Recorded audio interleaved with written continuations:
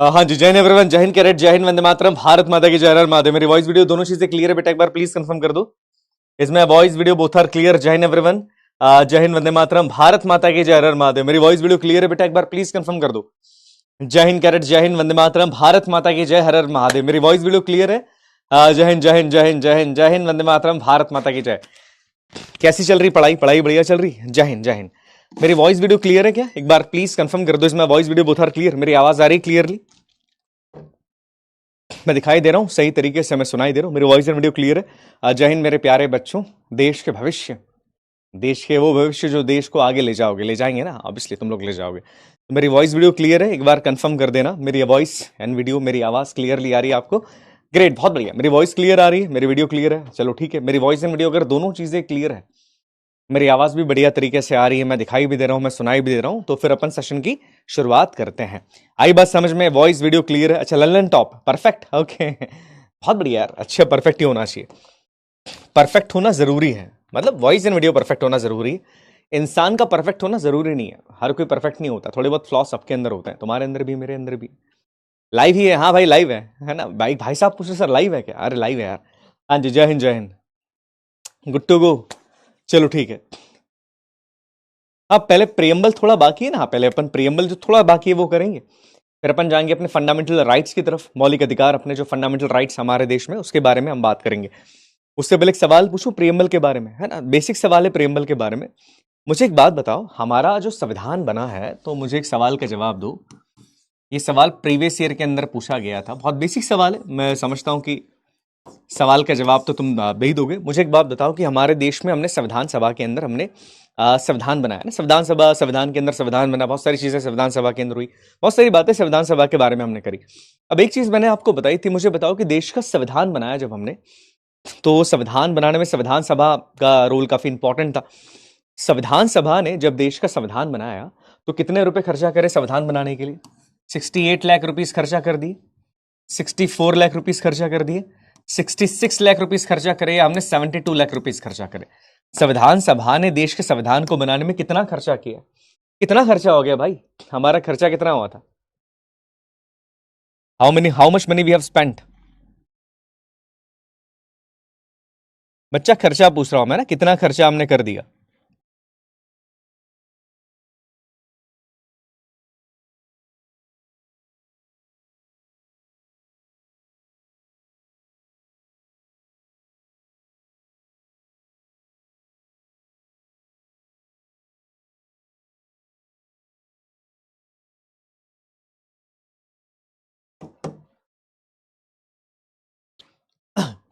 हाँ जी, किस पे कितना आंसर है? जय हिंद जय हिंद। बेटा लैग वैग तो नहीं आया ना? देखो लैग आया ना तो मेरे को बता देना कि सर लैग आ रहा है। नहीं आया तो प्लीज मतलब मजाक मत करना लैग के मामले में, क्योंकि चीजें थोड़ी सी अलग होती है। Option number B is the right answer. 64 lakh rupees खर्चा किए थे। लैग आ रहा है क्या बच्चा? लैग आ रहा है क्या? लैग तो नहीं आ रहा है ना? लैग आ रहा है? जैसे विनय ने लिखा है लैग आया, सर लैग हो गया था। मैं बोलता हूँ एक बार ना, लैग क्या बोलता हूँ। 1 मिनट देना मेरे को बेटा, 1 मिनट देना बच्चा, है ना, बस 1 मिनट देना।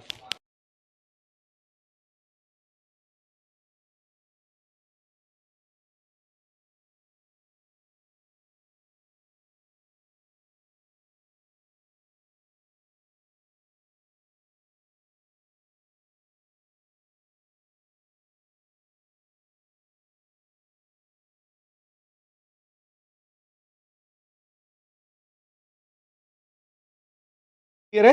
हेलो हेलो, अभी मेरी वॉइस क्लियर है बेटा? अभी तो नहीं आ रहा लैग?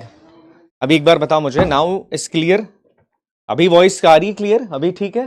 अभी लैग तो नहीं है? अभी नो लैग ना? हाँ, अभी अभी तो नहीं है बच्चा, अभी बता दो अभी क्लियर है? अभी तो नहीं है ना? All positive? अभी क्लियर है? अभी लैग नहीं आ रहा है? चलो ठीक है, स्टार्ट करते हैं। ओके चलो, अभी लैग नहीं आ रहा है तो स्टार्ट करते हैं। अब प्रियम्बल के अंदर हमने कई सारे शब्दों के बारे में बात करी। प्रियम्बल पहले अपन कंप्लीट करेंगे, उसके बाद अपन अपने फंडामेंटल राइट्स के ऊपर जाएंगे, मौलिक अधिकार के ऊपर जाएंगे। फंडामेंटल राइट्स वाला प्रियम्बल के बाद हम पढ़ने वाले हैं। हाँ जी, चलिए स्टार्ट करें सेशन के बारे में बात करना। ओके चलो स्टार्ट करें। अभी क्लियर नहीं, अभी लैग नहीं आ रहा ना? स्टार्ट करें, चलो ठीक है। अब देखो हमारे, हमने बहुत सारे कीवर्ड्स के बारे में बात करी, हमने हमने सेकुलर के बारे में बात करी, हमने एक शब्द का यूज किया था रिपब्लिक के बारे में हमने बात करी, हमने बात करी थी भारत के अंदर हम लोग बात कर रहे थे कि साहब हमारे देश में एक हमारा कंट्री रिपब्लिक नेशन, उसके बारे में हमने बात करी, है ना। अब आगे अगर हम बात करें, वापस लैग हो रहा है क्या? हो रहा है सर, लैग लैग हो रहा है, ठीक है, 1 मिनट।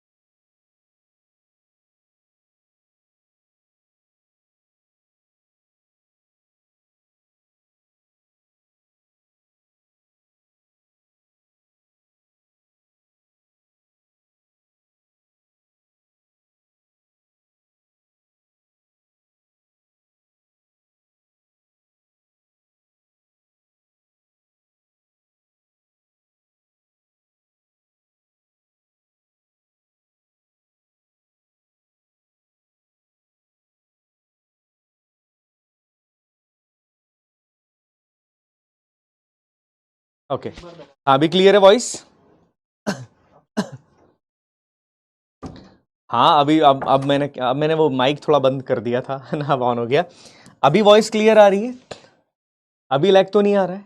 अब अगर लैग आया ना तो अपन फिर क्लास बाद में कर लेंगे, बिकॉज इंपॉर्टेंट क्लास है और मैं नहीं चाहता कि मेरा कोई भी बच्चा परेशान हो। बिकॉज क्या है, अभी जिस स्टूडियो में हूँ ना, वहां पे सारे फैकल्टीज बाहर बैठे हैं भैया, आराम कर रहे हैं, इन द सेंस बैठे हैं। क्यों बैठे हैं? बाकी क्लासेस में लैग आ रहा है ना, इसलिए। अपनी क्लास में तो लैग नहीं आ रहा, तो मैंने बोला जब तक लैग नहीं आ रहा तब तक पढ़ते। बट 2 बार लैग आया तो समस्या है लैग की, मैं समझ रहा हूँ, समस्या लैग वाली आ रही। तो अगर अब लैग आया ना, फिर अपन क्लास को बाद में कंटिन्यू कर लेंगे, है ना, तो इसकी चिंता मत करना। ठीक है बच्चा, चलो आगे बढ़े, वापस से स्टार्ट करें। हाँ चलो, अब हम लोग किस बारे में बात कर रहे थे?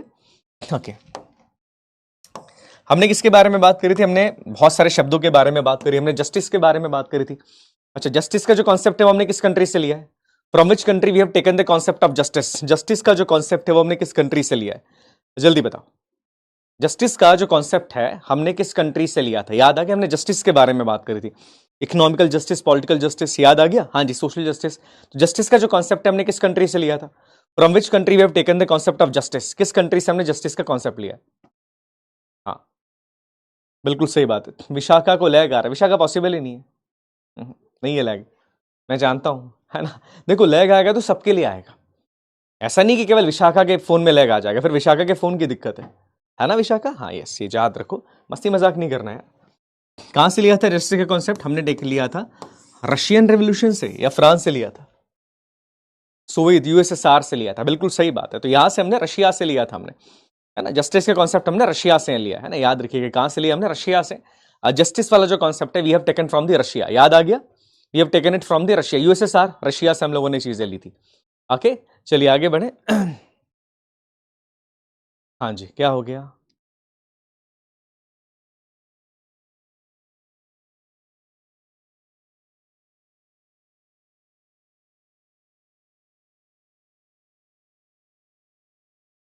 लैग नहीं है यार, लैग तो नहीं आ रहा है।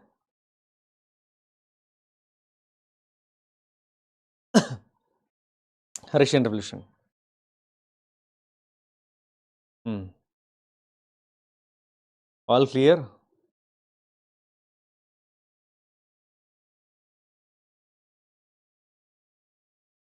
नो लैग नहीं है ना? हाँ ठीक है, चलो ओके। ओके, अब एक नए शब्द के बारे में अपन और बात करते हैं। ये नया शब्द लिबर्टी। लिबर्टी का मतलब क्या होता है, कोई बताएगा मुझे? This is the new word. Preamble के अंदर एक नया शब्द और है, और इसके बारे में 2 बार सवाल आया, एंडिंग के अंदर ही 2 बार सवाल आया। That is liberty. लिबर्टी का मतलब क्या होता है? Liberty, what is meaning of liberty? Liberty किसे कहा जाता है? सुना है शब्द के बारे में लिबर्टी? और प्रियम्बल में लिबर्टी हमको जो दी गई ना, 5 तरह की लिबर्टी के बारे में प्रियम्बल बात करती। तो सवाल यह है साहब कि what is meaning of liberty? Liberty किसे कहा जाता है? क्या मतलब है लिबर्टी का? लिबर्टी किसे कहा जाता है? लिबर्टी सुना है आपने शब्द? लिबर्टी किससे कहा जाता है? बिल्कुल सही बात है। देखो लिबर्टी का मतलब ये होता है, लिबर्टी का जो क्लियर मतलब है, लिबर्टी का सीधा मतलब ये होता है आपके पास आजादी है, आपके पास फ्रीडम है। पर लिबर्टी का मतलब ये होता है कि फ्रीडम आपकी लिमिटेड है। फॉर एग्जाम्पल की बात करें, देखो अपन अपने देश में अपने पास लिबर्टी, लिबर्टी का मतलब ये होता है कि लिबर्टी का मतलब ये कि फ्रीडम तुम्हारे पास है, पर फ्रीडम कुछ रिस्ट्रिक्शंस के अंदर है। तुम्हारे पास सब कुछ करने की आजादी नहीं। फॉर एग्जाम्पल की बात करें, आज मेरे पास आजादी है। मेरे पास आजादी क्या है कि मैं तुमसे बात कर सकता हूं, मैं सड़क पे गाड़ी चला सकता हूं। बट मेरे को एक बात बताओ, क्या तुम्हारे पास बिना लाइसेंस के तुम गाड़ी चला सकते हो? नहीं, तुम चलाओगे तो पुलिस तुमको पकड़ के जेल में तो नहीं डालेगी, पर तुमसे चालान तुम्हारा वसूल कर लेगी। इससे लिबर्टी कहा जाता है। लिबर्टी में क्या होता है, लिबर्टी का मतलब ये होता है कि आपके पास आजादी तो है but freedom with some reasonable restrictions. आपके ऊपर नियम और कायदे लगाए गए हैं, आप कानून का पालन करके अपनी आजादी को एंजॉय कर सकते हो। फॉर एग्जाम्पल की बात करें कि हमारे देश में बोलने की आजादी, we have freedom of speech and expression, but क्या हम किसी को कुछ भी बोल सकते हैं क्या? पर क्या हम किसी को कुछ भी बोल सकते? नहीं साहब, किसी को हम कुछ भी नहीं बोल सकते। ऐसा नहीं कि मैं किसी को कुछ भी बोल दूंगा, किसी को मुंह उठा के कुछ भी बोल दूंगा, ये चीज हम नहीं कर सकते। लिबर्टी का मतलब ये होता है कि यहां पर ये चीज याद रखिएगा, लिबर्टी का क्लियरली मतलब ये होता है आपके पास फ्रीडम तो है पर फ्रीडम आपको लॉज एंड रेगुलेशंस के अंडर रह के फॉलो करनी पड़ेगी। आप अपनी फ्रीडम को एंजॉय करो, आप लाइफ को एंजॉय करो, फ्रीडम को अपनी एंजॉय करो, बट इस बात का ध्यान रखना है कि आपकी जो फ्रीडम है उस फ्रीडम का एंजॉयमेंट आप कानून के दायरे में रह के कर सकते हो, कानून के दायरे से बाहर तुम नहीं जा सकते। फॉर एग्जाम्पल की बात करें, तुम्हारे पास अपना बर्थडे मनाने की आजादी, अपना बर्थडे मनाओ तुम, कोई दिक्कत नहीं, बर्थडे मनाओ, पर क्या तुम सड़क पे अपनी गाड़ी को बीच में खड़ी करके केक काट सकते हो? तलवार से नहीं काट सकते। तुम तलवार से केक काटोगे, पुलिस तुमको बढ़िया तरीके से समझा देगी। मतलब तुम्हारे पास आजादी के अपना जन्मदिन मनाओ, एंजॉय करो लाइफ को, पर किसी दूसरे को डिस्टर्ब नहीं कर सकते। कानून का पालन करके, सुनिएगा मेरी, कानून का पालन करके तुम अपनी आजादी को एंजॉय कर सकते हो, इसे लिबर्टी कहा जाता है। तो हमारा जो प्रेम्बल है ना, वो पूरे क्लियरली फ्रीडम के बारे में बात नहीं करता है, वो क्लियरली बात करता है लिबर्टी के बारे में। और देखो, हर इंसान के पास लिबर्टी होनी चाहिए। फ्रीडम तो ठीक है बट लिबर्टी ज्यादा इंपॉर्टेंट है। आई बात समझ में? क्लियर हो गया? ये इंपॉर्टेंट है ना? तो इसी लिबर्टी याद रखना कि हम सबके पास लिबर्टी है। अब प्रियम्बल में कौन सी लिबर्टी के बारे में बात की गई? देखो, लिबर्टी हमारे पास है थॉट्स की, हमारे पास सोचने की आजादी। तुमको जैसा सोचना है सोचो, कोई मना नहीं करेगा कि ऐसा क्यों सोच रहे हो, तुम्हारे पास जैसा सोचना है वैसा सोचो। तुम्हारे पास है लिबर्टी एक्सप्रेशन की। एक्सप्रेशन का मतलब क्या होता है? जो सोचा है तुमने उसको एक्सप्रेस कर सकते हो। फॉर एग्जाम्पल की बात करें, तुमने सोचा कि सरकार अच्छा काम कर रही, तो तुम व्हाट्सएप पे स्टेटस लगा लो, आप कमेंट के अंदर बोलो कि सर सरकार बहुत बढ़िया काम कर रही है। तुमको लगता है कि सरकार गलत काम कर रही है, तुम्हारे मन में थॉट आया कि सरकार गलत काम कर रही है, उसको एक्सप्रेस कर सकते हो, कर सकते हो। स्टेटस लगाओ, सरकार के बारे में क्रिटिसाइज करो, बिल्कुल तुम कर सकते हो। तीसरा, तुम्हारे पास लिबर्टी बिलीव करने की, किस बात पे भरोसा कर तुमको करना है, तुम डिसाइड करो। सरकार अच्छी है, बुरी है, कोई काम अच्छा है, बुरा है, किसी काम को करने में मजा आ रहा है, नहीं आ रहा है, ये तुम्हारे पास तुमको आजादी बिलीव करने की। जिस बात पे भरोसा करना है उस बात को आप भरोसा करके उस बात को मान लो। तुमको भरोसा करना है कि सरकार अच्छी है, कर लो, कोई मना नहीं कर रहा है। तुमको भरोसा करना है इस बात पे कि नहीं सरकार अच्छी नहीं है, तो इस पे भरोसा कर लो। बिलीव करने की आजादी तुम्हारे पास है। इसके बाद तुम्हारे पास आजादी है फेथ की, किसी भी धर्म को मानने की आजादी है आपके पास। आपको हिंदुइज्म को मानना है हिंदुइज्म को मानो, आपको इस्लाम को मानना है इस्लाम को मानो, आपको क्रिश्चियनिटी को मानना है क्रिश्चियनिटी को मानो। तुम्हारे पास किसी भी धर्म को मानने की आजादी इस देश के अंदर है। और इसी के साथ किसी भी धर्म की प्रैक्टिस करने की, वर्शिप का मतलब है पूजा पाठ करना, तुम भगवान की पूजा करो, तुम इबादत करो अल्लाह की। तुम्हारे पास ये अधिकार है कि तुम भारत में अपने धर्म को मान सकते हो, कोई सरकार तुम पे जोर नहीं डालेगी। सरकार तुमको क्लियरली नहीं बोल रही कि नहीं तुमको यही करना पड़ेगा, आपको ये मानना ही पड़ेगा, नहीं, there is no need.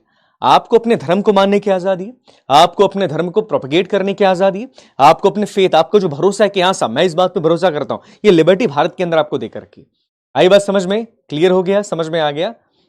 Sir पर एक्सप्रेशन करते हैं तो जुल्म में डाल दिया जाता है। देखो, अगर गलत चीज एक्सप्रेस नहीं कर सकते ना, मैं वही तो कह रहा हूं बेटा आपसे, आपके पास आजादी है पर आप कुछ भी एक्सप्रेस नहीं कर सकते। अब कल से आप बोल दो सेना ही खराब है, सेना ही खराब है, एक्सप्रेशन करने की आजादी, कुछ भी एक्सप्रेस करने की आजादी नहीं।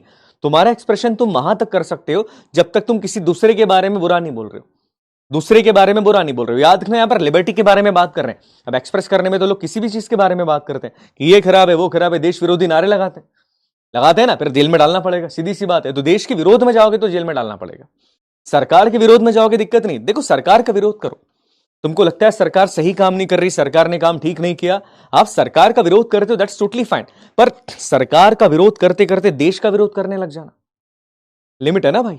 देश का विरोध नहीं कर सकते, देश सरकार से बहुत बड़ा है, सरकार एक अलग पार्टी है, हम उसके बारे में बात नहीं कर सकते, पर देश का विरोध आप नहीं कर सकते। देश का विरोध करोगे देन चीजें थोड़ी सी अलग हो जाती। आई बात समझ में? क्लियर हो गया है ना? समझ में आ गया? यस। तो देश का विरोध नहीं करना है हमको, क्लियर हो गया? हाँ जी, समझ में आ गया? ठीक है। शौर्य भाई साहब, आपके लिए तो रिपीट कभी नहीं करूंगा, मैं नाम नहीं बोला हूं शौर्य में आपका, अननेसेसरी परेशान मत करो बच्चों को, है ना? यहां पर तुम्हारे सीनियर भी है शौर्य 1 वो वाले, तो अपना नाम यहां भी फेमस मत करो उनके सामने। बैच का नाम शौर्य और एक आप भाई साहब है। अब शौर्य भाई ने क्या बोला था वो तो मैं बता भी नहीं सकता मेरे 1 वाले बच्चों को। हाँ जी, क्लियर हो गया? समझ में आ गया यहां तक? क्लियर हो गया? हाँ, वो तो गलत था बेटा, बिल्कुल रमन, उस बात से तो मैं बिल्कुल एग्री हूं, वो तो बहुत गलत था।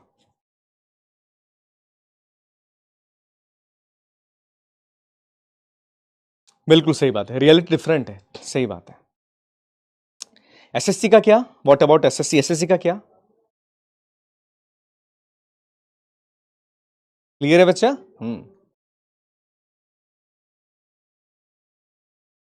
एसएससी का क्या, अरे एसएससी का क्या, मेरे को पूरा तो बोले सर एसएससी का क्या, एसएससी का क्या मेरे को बताओ ना। देखो अगर कुछ गलत है तो आवाज उठानी चाहिए, बिल्कुल उठाओ आवाज। ये बात ध्यान रखिएगा कि कुछ भी अगर आप गलत करते हैं, तुमको लगता है पर्टिकुलरली कि सरकार ये गलत कर रही है, आवाज उठाओ उस चीज के लिए, कोई मना नहीं करेगा, है ना। तो इसमें चीज मत करना। देखो मैं क्लियरली, मैं हमेशा एक चीज बोलता हूं कि देश सरकार से बहुत बड़ा है। ये देश ना बीजेपी है, ना ये देश कांग्रेस है, ना देश समाजवादी पार्टी, ना देश आम आदमी पार्टी। देश इन सबसे बहुत बड़ी चीज है, ये दिमाग में रखना पड़ेगा आपको, ठीक है। ये चीज अपने दिमाग के अंदर रखिएगा कि देश सबसे बड़ा है। हर देश में कमी है, अपने अंदर भी देश के अंदर बहुत कमी है, बहुत सारी कमियां हमारे देश के अंदर भी है, बहुत कमियां हमारे देश के अंदर है।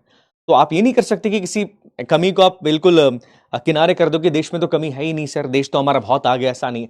कमियां हर देश के अंदर होती है, हमारे देश के अंदर भी है नहीं। तो मैं वही चीज कहता हूं कि आप आंखें खोल के चीजें देखो, सही क्या है गलत क्या है ये आपको समझना पड़ेगा, है ना।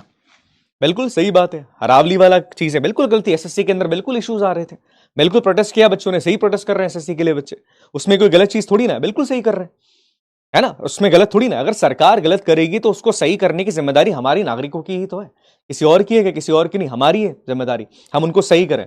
ओके, याद रखिएगा हमारी जिम्मेदारी है। तो ये चीज याद रखना कि देश इन सबसे ऊंचा है, दिमाग में रखना इस चीज के बारे में बात। चलिए नेक्स्ट पॉइंट के बारे में बात करें। नेक्स्ट हमारा जो पॉइंट है, ये आखिरी पॉइंट है आपका, ये आपकी फैटर्निटी। फैटर्निटी का मतलब क्या होता है? देखिए फैटर्निटी का मतलब यहां पर होता है भाईचारा, और भाईचारे का मतलब क्या होता है कि हम तुम भाई भाई, हिंदू मुस्लिम भाई भाई, केवल ये फैटर्निटी होती है क्या? मैं तुमको एक एग्जांपल समझाता हूं। इंडिया पाकिस्तान का मैच चल रहा है, सुनना मेरी बात ध्यान से। इंडिया पाकिस्तान का या इंडिया इंग्लैंड का मैच चल रहा है, वर्ल्ड कप का फाइनल मैच है। लास्ट बॉल पे 4 रन चाहिए, सामने विराट कोहली बैटिंग कर रहा है। लास्ट बॉल आती, विराट कोहली छक्का मार देता है। छक्का मारने के बाद इंडिया जीत जाती है। ऐसे इंडिया जीतती साहब, हम हर भारतीय के दिल में खुशी आती, हम एक दूसरे को बोलते कि हम सब भारतीय, हमारा देश जीत गया। ये जो फीलिंग आ रही है ना अंदर कि भारत जीत गया है, ये होती है फीलिंग, सेंस ऑफ ब्रदरहुड। आई बात समझ में? यहां पर केवल बात करने के लिए हम बात नहीं करेंगे कि हम हिंदू मुस्लिम भाई भाई, केवल इस बारे में बात नहीं कर रहे हैं, हम सब भारतीय, ये फीलिंग आनी चाहिए। अभी ऑपरेशन सिंदूर किया था हम लोगों ने, अंदर से एक फीलिंग आई थी कि भारत ने टुकड़े को खत्म कर दिया, ये टुकड़े को सबक सिखा दिया। ये सेंस ऑफ ब्रदरहुड होता है, वो अंदर से फीलिंग आनी चाहिए तुम्हारे अंदर। उस सेंस के बारे में बात करती है चीज। हम यहां पर बात कर रहे हैं सेंस ऑफ ब्रदरहुड के बारे में। चीज याद रखिएगा, फैटर्निटी का मतलब है भाईचारा, बट भाईचारे का मतलब केवल ये नहीं होता कि आप नाम के लिए बोल रहे हैं कि हाँ साहब हम भाई भाई। अंदर से वो फीलिंग आती है, अंदर से कि हाँ हम सब एक हैं, वी ऑल आर इक्वल। आई बात समझ में क्लियर हो गया? वी ऑल आर इक्वल, इससे फैटर्निटी कहा जाता है। आई बात समझ में क्लियर हो गया? ये फैटर्निटी, ये भाईचारा है हमारा। हिंदू मुस्लिम भाई भाई, केवल इस बारे में बात नहीं कर रहे हैं, पूरा देश एक साथ खड़ा हो जाता है, होता है खड़ा। कुछ चीज गलत हो रही है देश के अंदर, कोई चीजें अलग, अगर कुछ चीजें गलत है या कोई हमारे देश के अगेंस्ट आके खड़ा हो जाता है, पूरा देश खड़ा हो जाता है कि देखिए हम अपनी जाति पाति के बारे में बात नहीं करते, हम ये नहीं देखते कि आप हिंदू है, मुसलमान है, सिख है, ईसाई है, हम सब केवल कहते हैं कि हम सब भारतीय। ये चीजें इंपॉर्टेंट होती है, और इसी को कहा जाता है द सेंस ऑफ ब्रदरहुड। याद रखिएगा, देशभक्ति की भावना का होना। आई बात समझ में? क्लियर आ गया बेटा? यहां तक समझ में आ गया? देशभक्ति की भावना का होना। आके हाँ जी, हाँ जी, बिल्कुल सही बात है, सही बात है, बहुत बढ़िया। सर हम टुकड़े से पीओके क्यों नहीं लेते? कभी भी ले सकते चेतन, बट क्या होता है कि चीजें इंटरनेशनली थोड़ा सा अलग चीजें होती हैं। इंटरनेशनली देखो क्या है, हमको अपने आप को जस्टिफाई करना पड़ता है। We have to justify our own self, अपने आप को हमको जस्टिफाई कई बार करना पड़ता है इंटरनेशनली। समझ रहे हो मेरी इस बात को? इंटरनेशनली जस्टिफाई करना पड़ता है। अब हम लोग जो है, हम बहुत सारी कंट्रीज के, मैं ये नहीं बोल रहा हूँ कि अपन बहुत सारी कंट्रीज के अंडर काम करते हैं, पर बहुत सारी कंट्रीज जो है उसके साथ हमको अपने रिलेशन बढ़िया बना के रखने पड़ेंगे। बिकॉज हमारे आसपास के जितने भी नेशंस हैं, उसमें आप केवल भूटान को छोड़ दो, बाकी के साथ हमारे रिलेशनशिप अच्छे नहीं है। श्रीलंका के साथ बहुत अच्छे रिलेशन अब नहीं रहे, नेपाल के साथ बहुत अच्छे नहीं रहे, अब तो ठीक हो रहे पर एक समय पर अच्छे नहीं थे। चाइना के साथ तो कभी है ही नहीं हमारे, बांग्लादेश के साथ भी खराब हो चुके हैं, पाकिस्तान के साथ तो कभी ठीक है ही नहीं, अफगानिस्तान की जो बॉर्डर है बहुत छोटी सी लगती है, तो उसमें इतना कुछ फर्क पड़ता नहीं। तो दीज आर द थिंग्स कि हमको क्या इंटरनेशनल प्लेटफॉर्म के ऊपर चीजों को देखना पड़ता है। जब आप एक देश चलाते हो ना, तो आपको चीजें सोच समझ के करनी पड़ती है। आई बात समझ में क्लियर हो गया? सर डोनाल्ड ट्रंप ने कहां जस्टिफाई किया? जो डोनाल्ड ट्रंप वो यूएसए का प्रेसिडेंट है, उसके पास बहुत पावर है, डोनाल्ड ट्रंप के पास बहुत पावर है। उसको पता है कि अगर मैंने वेनेजुएला पे कब्जा कर लिया तो पूरी दुनिया मिलके भी मेरा कुछ नहीं कर पाएगी। यूएस बहुत पावरफुल है बेटा, ध्यान से मेरी बात सुनना, यूएस बहुत पावरफुल है, अमेरिका बहुत पावरफुल है। तुम चिल्लाते हो उसको फर्क नहीं पड़ने वाला, दुनिया भर चिल्ला रही है उसको, उसके कान पे जू तक नहीं रहेंगी। अमेरिका को फर्क ही नहीं पड़ता इन चीजों से, ये चीज याद रखिएगा। वो कंट्री बहुत अलग है, मैं किसी कंट्री की तारीफ नहीं कर रहा हूं, बट उनको नहीं पड़ेगा फर्क, मैं क्लियरली बोल रहा हूं। आप नहीं हरा सकते अमेरिका को।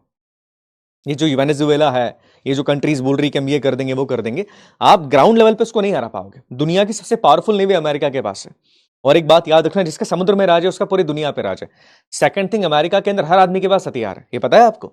अमेरिका के अंदर हर आदमी के पास हथियार है। हाँ, हमारी आर्मी के पास जितने बढ़िया हथियार नहीं ना, वहां पर हर घर में उससे बढ़िया हथियार होते हैं। अमेरिका में वेपन लीगल है, तुम वहां पर अगर जाओगे अपनी सेना भेजोगे, वहां का हर आदमी बंदूक निकाल के तुम्हारे ऊपर तानना शुरू कर देगा। वहां की ज्योग्राफी बहुत अलग है। तो अमेरिका जानता है कि हमारी कंट्री को जीतना, हमारी कंट्री पे हमला करना नामुमकिन है।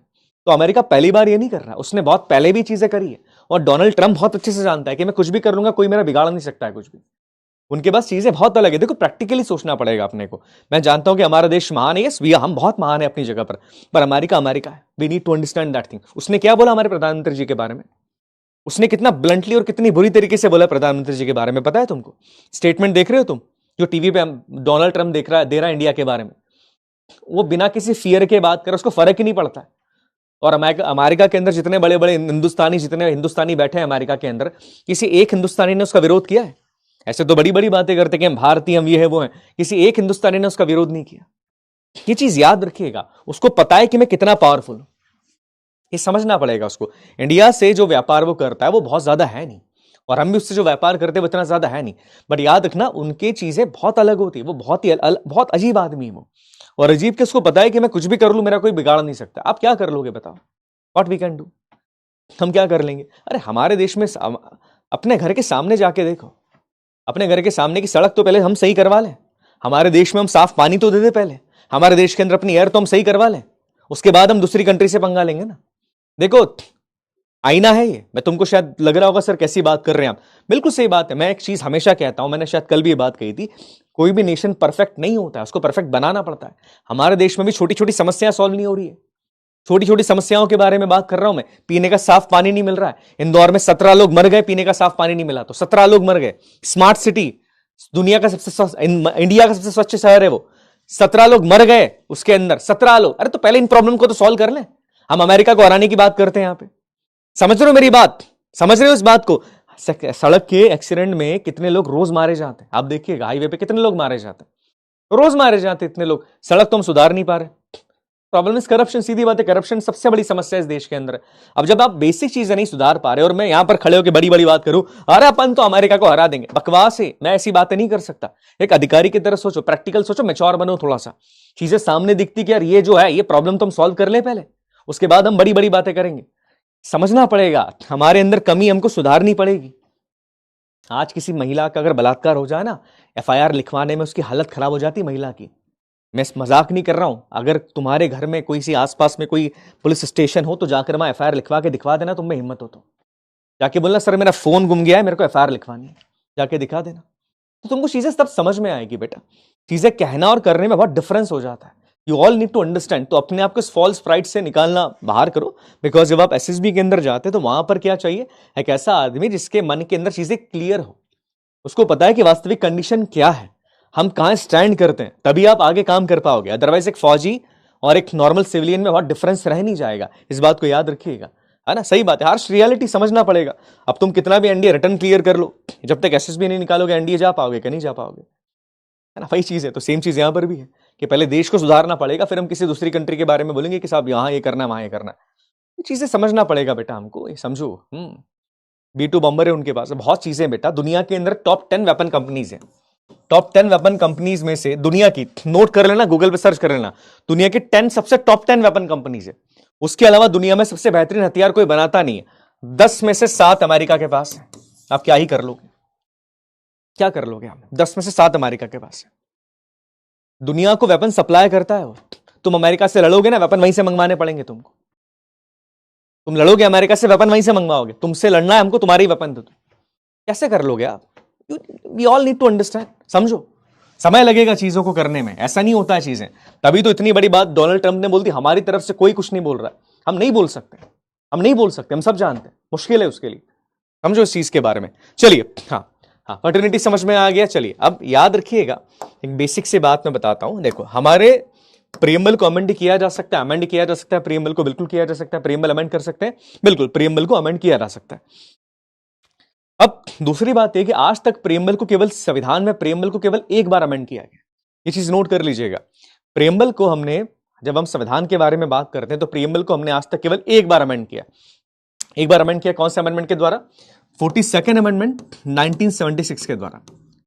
और इसके द्वारा प्रीएम्बल में 3 नए शब्द हमने जोड़े थे, इंटीग्रिटी, सेक्युलर और सोशलिस्ट। ये चीज याद रखना बेटा, संविधान में प्रीएम्बल को आज तक केवल एक बार अमेंड किया गया, ये नोट करना बहुत इंपॉर्टेंट है। और 3 नए शब्द हमने जोड़े, सोशलिस्ट, सेक्युलर और इंटीग्रिटी। ये चीज नोट करना, ये चीजें काफी ज्यादा इंपॉर्टेंट है।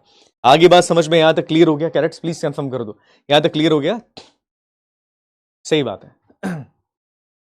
डीआरडीओ इतना बड़ा नहीं है यार, we don't have that much money. हमारे देश में करप्शन कितना है ये तो देखो, पैसा हमारे देश में है, बहुत पैसा है हमारे देश में, करप्शन ज्यादा है ना। करप्शन के बिना आप क्या कर लोगे?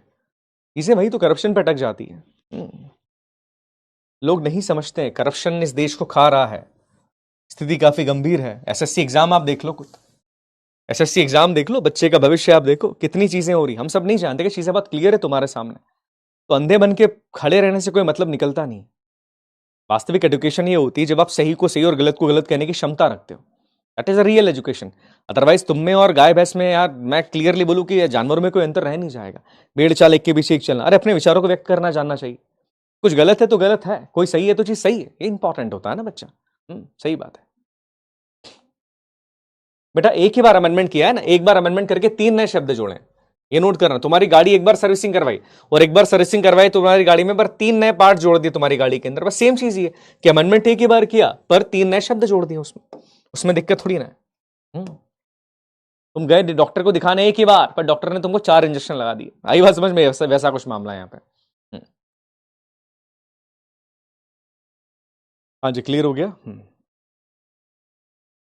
सर इन सबको ठीक करने के लिए सारे सेक्टर्स में नहीं, इन सबको ठीक करने का केवल एक तरीका, करप्शन जो भी देश में करे उसको सजा दे दो।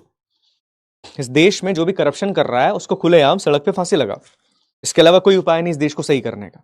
जो भी करप्शन करता है फांसी लगा दो, कोई फर्क नहीं पड़ता, नेता है अभिनेता है, कोई फर्क नहीं पड़ रहा। इस देश में जितने बड़े बड़े नेता हो, कितना भी बड़ा नेता हो, अगर वो करप्शन करता है, वो पाया जाता है, उसको सरेआम खुलेआम फांसी लगा दो, बात में ही खत्म हो जाती। डर नहीं है ना बेटा, डर नहीं। करप्शन करते हुए पकड़े गए कोई बात नहीं, 2 साल बाद वापस सर्विस के अंदर आ जाएंगे, उससे पहले पैसा कमा लेते हैं ना। दैट इज रीजन, डर नहीं है लोगों के अंदर, डर लाना पड़ता है। जब तक डर नहीं होगा ना तब तक चीजें खराब हो जाएगी। चाइना के अंदर आप जाके देखो, चाइना में आपको नहीं पता है तो मैं कुछ चीजें बता दूं। चाइना का डिफेंस मिनिस्टर कहां है, इसके पहले वाला किसी को नहीं पता है। नहीं बेटा, केवल ये नोट करना, ये 3 शब्द नोट करना खाली है ना, केवल ये 3 शब्द नोट कीजिएगा।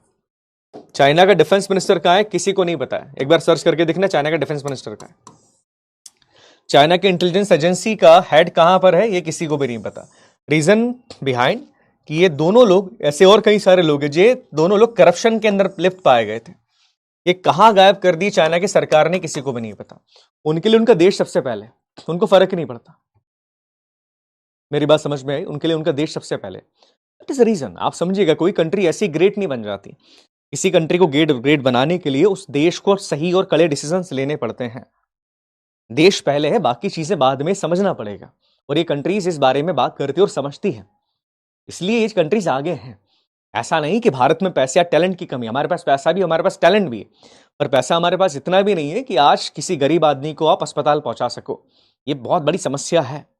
करप्शन बहुत ज्यादा है, समझो इस बारे में बेटा, बहुत ज्यादा करप्शन है ना। चलिए ठीक है, तो ये प्रीएम्बल के बारे में हमने बात करी, दैट इज दी प्रीएम्बल। अच्छा, अब एक प्रीएम्बल को लेकर है ना, हमारे यहां पर अगर मैं बोलूं तो बेसिकली 2 केसेस हुए, है ना। ये 2 केस हुए और इन 2 केसेस में ये बताने की कोशिश की गई कि क्या प्रीएम्बल संविधान का पार्ट है कि नहीं। याद रखना, 2 केसेस हैं प्रीएम्बल को लेके हमारे पूरे संविधान के अंदर। अगर मैं बात करूं प्रीएम्बल के अंदर 2 केसेस हुए प्रीएम्बल के बारे में बात करके।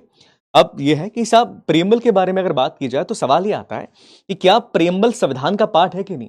मतलब प्रीएम्बल संविधान के अंदर सबसे आगे लिखी हुई है, पर क्या प्रियम्बल संविधान का पार्ट है, यस और नो? तो देखो, केस हुआ था, ये केस था 1960 का बेरूबारी यूनियन केस, है ना, सुप्रीम कोर्ट में केस चला, बेरूबारी यूनियन केस। अभी इसमें बहुत दिमाग में लगाना केस क्या था क्या नहीं था, ये तुम्हारे एग्जाम के लिए काम का नहीं, पर तुम्हारे केस स्टडी के लेक्चर में बताऊंगा, मैं फिर भी बता दूंगा मैं।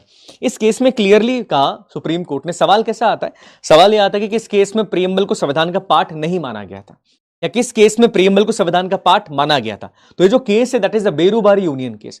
बेरूबारी यूनियन केस में ऑनरेबल सुप्रीम कोर्ट ने क्लियरली कहा कि प्रियम्बल साहब इंपॉर्टेंट तो है, प्रियम्बल बहुत इंपॉर्टेंट है हमारे लिए, but preamble is not the part of the Indian constitution. ये नोट करना बहुत इंपॉर्टेंट है। किस केस में ऑनरेबल सुप्रीम कोर्ट ने कहा कि प्रियम्बल संविधान का अंग नहीं है? तो ये केस था बेरूबारी यूनियन केस। इस केस में प्रियम्बल ने क्लियरली कहा कि साहब, सुप्रीम कोर्ट ने क्लियरली कहा कि प्रियम्बल इंपॉर्टेंट तो है, बट प्रियम्बल संविधान का अंग नहीं है। Preamble is not the part of the Indian constitution. Preamble important है, हाँ सब बड़ी इंपॉर्टेंट है, बट प्रियम्बल संविधान का अंग नहीं है। मतलब कोई चीज इंपॉर्टेंट है तुम्हारे लिए बट वो संविधान का अंग नहीं, संविधान के अंदर लिखी है वो, इंपॉर्टेंट भी बट वो संविधान का पार्ट नहीं। कितनी बड़ी बात है ना? सही बात है। हाँ जी, क्या कह रहे हैं? सही बात है। हाँ बेटा, इसको भी डाउनलोड, प्रकृत भाई साहब सभी को लिखना है, तो तुम फिर पिक्चर थोड़ी देख रहे हो क्लास के अंदर की, सर इसको ये क्यों नहीं लिखना है भाई? जब मैं बता रहा हूं कि लिखना, स्टार बना रहा हूं, तो क्यों नहीं लिखना है? ये मत करो यार। सी देखो, मैं एक चीज बताता हूं प्रकृत, फौज में अफसर बनने जा रहे हो, आप समझ रहे हो क्या किस पोस्ट के लिए तुम तैयारी कर रहे हो?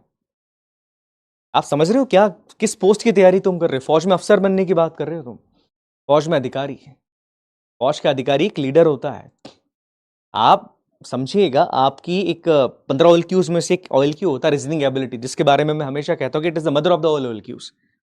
रीजनिंग एबिलिटी में सबसे पहली चीज आती है आपकी अंडरस्टैंडिंग, आप समझते कितना हो, किस लेवल तक आपकी समझ है, आप चीजों को किस लेवल तक समझ पाते हो।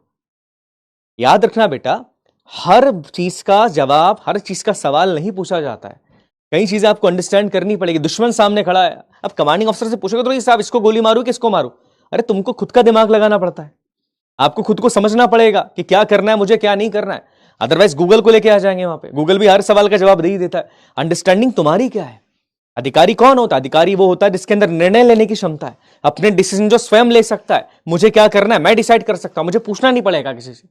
समझो इस चीज के बारे में बेटा, डेवलप करना सीखो, अपने आप को सीखो कि यार मैं क्या कर सकता हूं, मुझे क्या करना है क्या नहीं करना है। और ये चीजें जरूरी है। आप समझो, फौज में अधिकारी बनने जा रहे हो, आप फौज में अफसर बनने जा रहे हो, छोटी मोटी पोस्ट नहीं है भाई। मैं क्लियरली कह रहा हूं, तुम्हारे जो कंधे हैं ना, तुम जब ये 2 स्टार्स के बारे में बात करते हो ना, 2 स्टार्स का बोझ बहुत ज्यादा है। प्राउड तो बहुत फील होता है 2 स्टार्स जब लगाते हो तो फौज में, पर वो 2 स्टार्स का कंधे पे बोझ भी बहुत ज्यादा होता है। बहुत बड़ी जिम्मेदारी, बहुत बड़ी रिस्पॉन्सिबिलिटी है। तुम्हारे जितने साथी स्टार्स को फॉलो करेंगे ना, तुमको फॉलो करेंगे, उन सबकी जिंदगी तुम्हारे ऊपर टिकी होती है। तुम्हारा एक गलत डिसीजन उन सबकी जान ले लेगा, और तुम्हारा एक सही डिसीजन सबकी जान बचा भी लेगा। तो एक बहुत बड़ी जिम्मेदारी है, वो केवल 2 स्टार्स नहीं होते हैं। और इस जिम्मेदारी को निभाने के लिए वो कंधा जरूरी है। तो अपने आप को कंधा बनाओ, अपने आप से सवाल पूछो कि वाकई में क्या मैं उस लेवल को डिजर्व करता हूं कि मेरे ऊपर लोगों की जिंदगी डिपेंड करें, या मैं अभी खुद अपने जीवन के लाइफ के डिसीजन नहीं ले पा रहा हूं, तो कैसे मैं डिसीजन लूंगा उनकी जिंदगी के लिए? You all need to understand क्यों फौज इतना डिफिकल्ट है, एसएसबी क्यों डिफिकल्ट माना जाता है। बिकॉज हम सब जानते हैं कि आजकल हम लोग डिपेंडेंट है किसी ना किसी पे। मैं उससे जब तक सर बात नहीं करता हूं, मुझे रात को नींद नहीं आती। सीरियसली, इमोशनली हम सब टूटे हुए हैं। आप अपने आप को देखो, इमोशंस तुम्हारे तुमको बहा के ले जा रहे कहीं, अपने इमोशंस के सहारे तुम चलते हो। अरे आज नींद आ रही, सो जाता हूं। अरे नींद आज तो लेट आ जाए, आज तो नींद नहीं आएगी, आज तो रात को 2 बजे तक गेम खेलूंगा। What you are doing? किसी के लिए भी रोते हो, रोना शुरू कर दोगे, अरे वो चला गया, वो चली गई, मुझे रोना शुरू करना है। डू यू रियली थिंक आप फौज में जा सकते हो इस माइंडसेट के साथ? फौज में कठोर आदमी चाहिए, पहले भी मैंने कहा है। आपका जो हार्ट है ना, पत्थर का तो नहीं बोलूंगा मैं, बट आपको इतनी समझ होनी चाहिए कि मुझे कब क्या कैसे क्या डिसीजन लेना है। ये समझो बेटा, अपने इमोशंस पे कंट्रोल रखो, अपने जीवन को अपने इमोशंस के साथ बहने मत दो, गलतियां मत करो लाइफ के अंदर। अपने आप को उस लेवल पे पहुंचाना तुमको पड़ेगा, कोई और नहीं आने वाला है। तुमको खुद को अपने आप को आगे बढ़ाना है। No one is coming. हम आलस करना है, ये करना है, वो करना है, व्हाट वी आर डूइंग। समझो बेटा इस बारे में, है ना? मैं सबके लिए कह रहा हूं चीजें। तुम्हारी लाइफ की जिम्मेदारी तुम्हारे हाथ में, कोई और बदल नहीं सकता। चलिए, जब एक सवाल पूछता हूं, मुझे अभी ये चीज बताइए मैंने, मुझे एक बात बताओ, प्रियम्बल में हमने अमेंडमेंट किया है ना? अभी हमने प्रियम्बल में अमेंडमेंट के बारे में बात करी थी। प्रियम्बल में हमने कौन सा अमेंडमेंट किया? 42nd अमेंडमेंट किया प्रियम्बल में, 44th अमेंडमेंट किया गया प्रियम्बल के अंदर, 46th अमेंडमेंट किया है या 40th अमेंडमेंट किया? प्रीएम्बल में आज तक केवल एक बार अमेंडमेंट किया गया, तो प्रीएम्बल में कौन सा अमेंडमेंट किया हमने? जल्दी बताओ, जरा सोचो इस बारे में। प्रीएम्बल में कौन सा अमेंडमेंट किया? प्रीएम्बल में आज तक केवल एक बार अमेंडमेंट किया गया, तो भैया कौन सा अमेंडमेंट किया प्रीएम्बल के अंदर?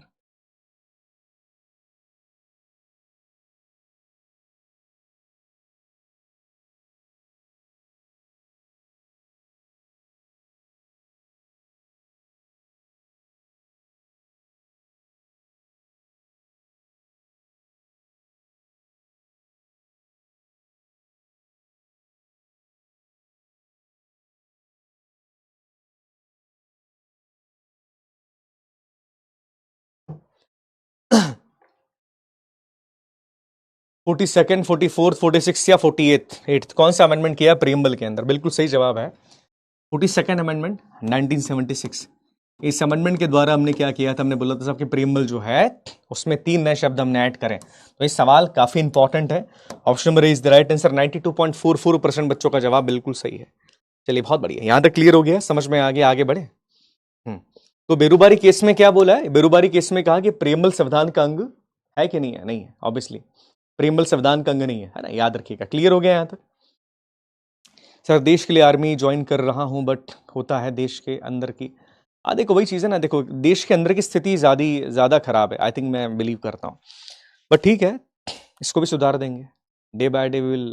देखो देश कोई और नहीं सुधारेगा, अपने को ही सुधारना पड़ेगा। हम बदलेंगे तो हमारा देश ऐसे ही बदल जाएगा।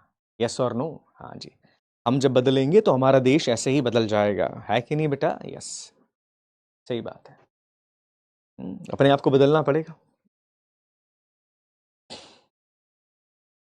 सही बात है। आईबी ज्वाइन कर सकते हो आप, मिलिट्री इंटेलिजेंसी ज्वाइन कर सकते हो। आपको पता है कि नहीं, मिलिट्री के अंदर भी इंटेलिजेंसी होती है। हाँ जी, मिलिट्री इंटेलिजेंसी ज्वाइन करो आप, बहुत सारी चीज़ें ज्वाइन कर सकते हो। It's totally up to you. हाँ जी, ग्रेट। लोग डाउट करते हैं तुम्हारे ऊपर, यू कांट ओके, आप आर्मी नहीं ज्वाइन कर सकते। अच्छा, कितने लोग ऐसे हैं, बच्चे यहाँ पे हैं जिनके ऊपर उनके पेरेंट्स या उनके दोस्त डाउट करते हैं कि तो फौज ज्वाइन नहीं कर सकता? कितने लोग ऐसे हैं जिनके पेरेंट्स से याद करते हैं, जिनके पेरेंट्स को लगता है कि यार मैं ज्वाइन नहीं कर सकता? शिवम, आप नहीं बताओगे बेटा मेरे को कि मैं क्या करूंगा क्या नहीं करूंगा? लास्ट टाइम भी आप ही थे ना शायद। हाँ, बदतमीजियों को बहुत अच्छे से जानता हूं मैं हम्म, शिवम कुमार जी। हम्म,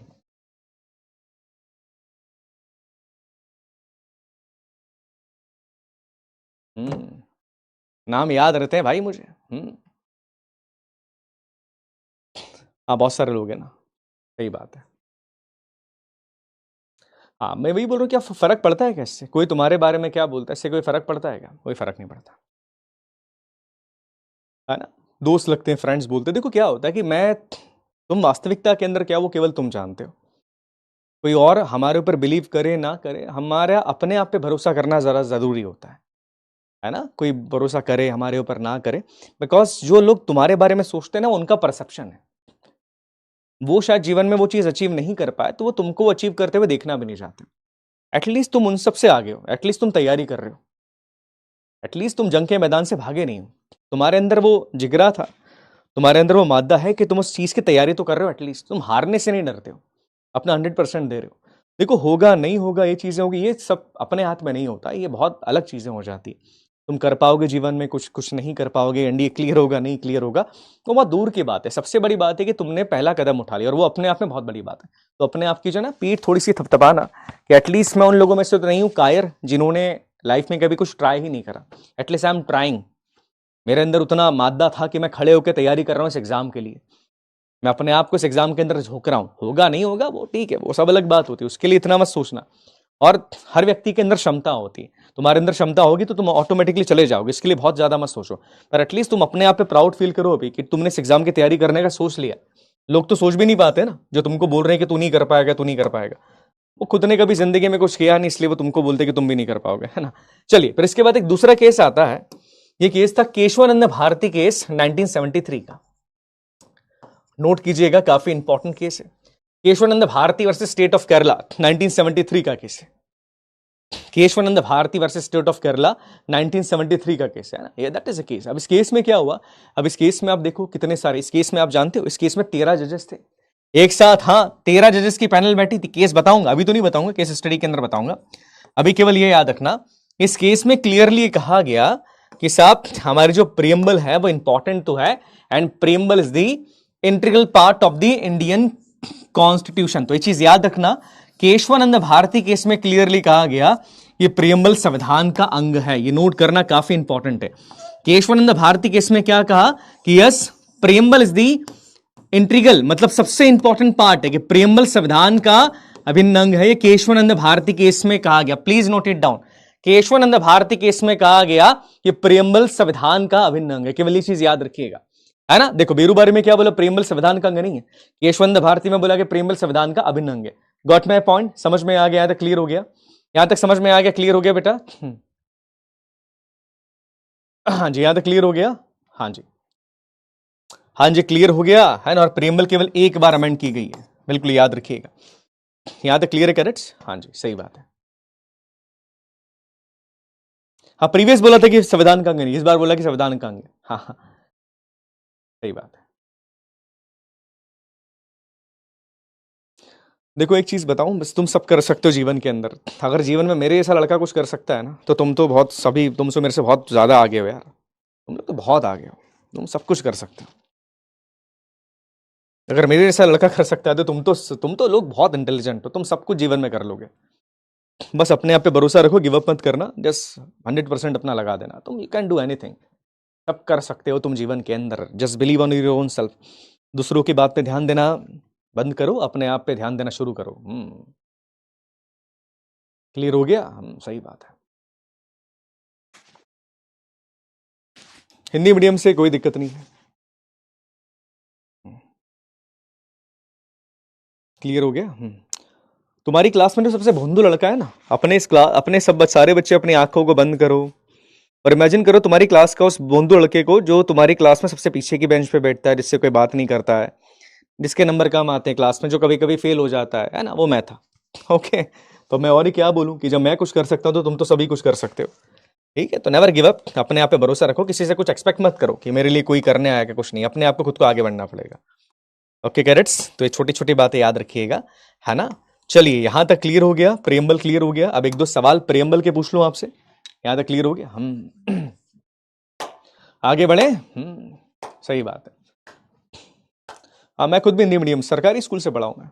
ओके, तो इंग्लिश सिर्फ एक कम्युनिकेशन की लैंग्वेज है। मेरी खुद की एजुकेशन कुछ समय के लिए सरकारी स्कूल में हुई थी, हमेशा नहीं हुई, बट कुछ समय के लिए मैं खुद भी गवर्नमेंट स्कूल में पढ़ा, और it was to Hindi medium. Hindi medium ही होता है। ओके, तो अगर आप, मैं वही बोल रहा हूँ यार, if I can do you can do. कोई बहुत बड़ी चीज नहीं है, just believe on your own self, अपने आप पे बिलीव करो, सब कर सकते हो तुम। ओके, सही बात है। तो कभी डरना नहीं किसी चीज से, कभी नए काम करने में डरना नहीं, अपने आप को इंप्रूव करो। ठीक है, जलसी मत करो, रखो किसी से, केवल अपने आप से जलो कि यार मेरे को और आगे बढ़ना है। बेसिक चीजें फॉलो करो लाइफ के अंदर, physical, mental and spiritual health के ऊपर काम करो, बाकी बकवास से दूर रहो लाइफ के अंदर।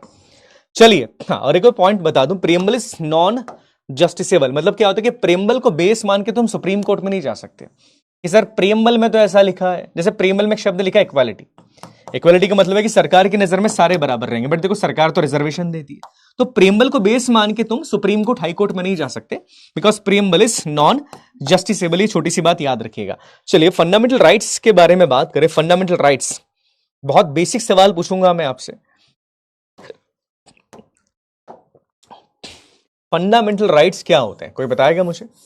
What is the meaning of the fundamental right? Fundamental rights किसे कहा जाता है? फंडामेंटल राइट्स का मतलब होता है मौलिक अधिकार। मौलिक अधिकार किसे कहा जाता है, बताओ बच्चों, किसे फंडामेंटल राइट्स कहा जाता है?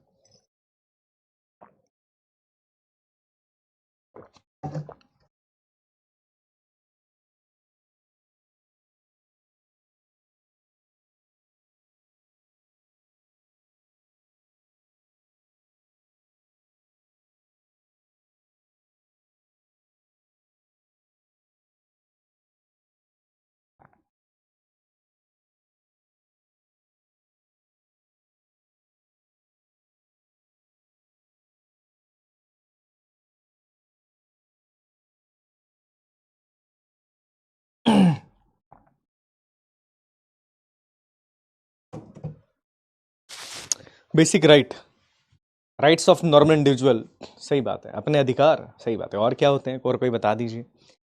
बेसिक राइट्स, ह्यूमन राइट्स अलग है,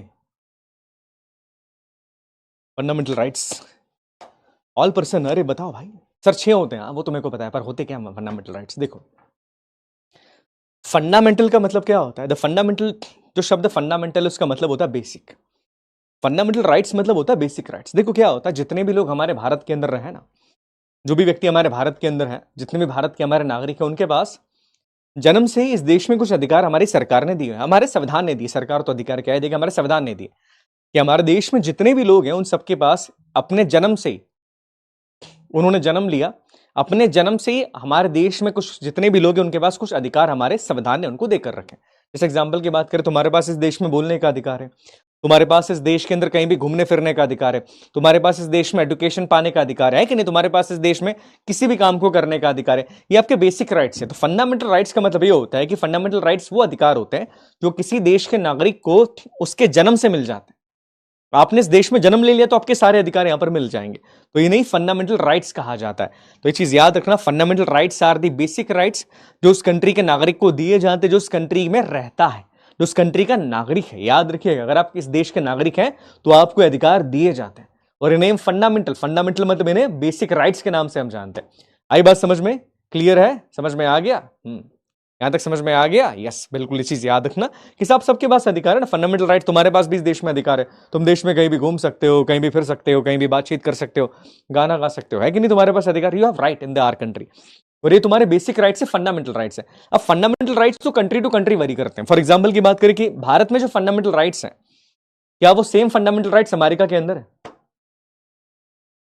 बताइए, भारत में जो फंडामेंटल राइट्स हमें दिए जाते हैं, क्या वो सेम फंडामेंटल राइट अमेरिका के अंदर अमेरिका के लोगों के पास है क्या? और वो सेम फंडामेंटल राइट्स रशिया के अंदर रशिया के लोगों के पास है? ऐसा कुछ है क्या?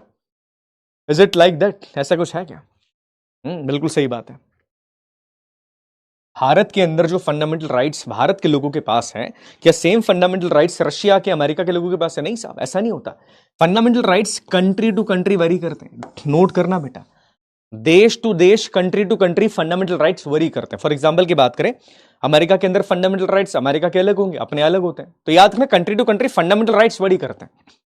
ऐसा नहीं कि भारत में 6 फंडामेंटल राइट्स हैं तो अमेरिका के अंदर भी 6 फंडामेंटल राइट्स हैं। नहीं नहीं नहीं, अमेरिका में 10 है, 12 है, उनके अलग होते हैं। अपने 6 फंडामेंटल राइट्स हैं, अब रशिया के अंदर अलग हो सकते हैं। तो चीज याद रखना कि fundamental rights country to country vary करते हैं। इस कंट्री के फंडामेंटल राइट्स अलग होंगे, इस कंट्री के अलग होंगे, सीधी सी बात है। बट एक अधिकार और होते हैं। आप सभी ने ह्यूमन राइट्स के बारे में सुना है कि मानव अधिकार के बारे में सुना है? ह्यूमन राइट्स वाले आ गए भैया, सुना है किसी ने इसके बारे में?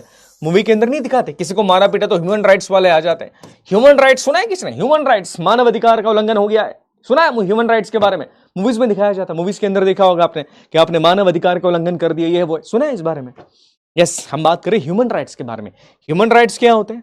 What is the real meaning of the human rights? Human rights किसे कहा जाता है? किसे ह्यूमन राइट कहते हैं, बताओ?